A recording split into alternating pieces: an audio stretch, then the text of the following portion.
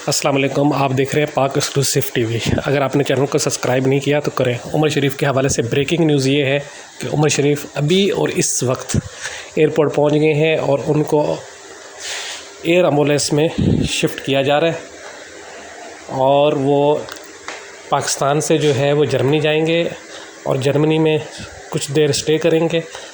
उसके बाद जो है वो बरस्ता जर्मनी अमेरिका रवाना होंगे, जहां पर उनका इलाज किया जाएगा, बाईपास होगा।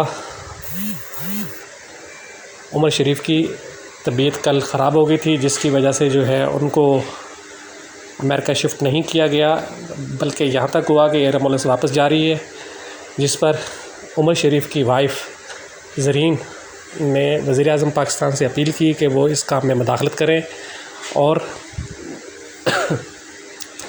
एयर एम्बुलेंस को रोकें ताकि उमर शरीफ अमेरिका रवाना हो सकें।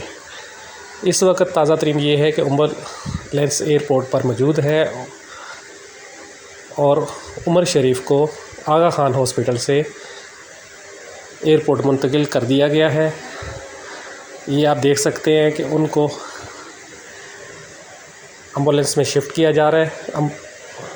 एम्बुलेंस से जो है एयर एम्बुलेंस में शिफ्ट किया जा रहा है और वो अगले चंद मिनटों में पाकिस्तान से अमेरिका रवाना हो जाएंगे। अल्लाह ताला उनको सेहत दे, तंदुरुस्ती दे, आमीन सुम्मा आमीन।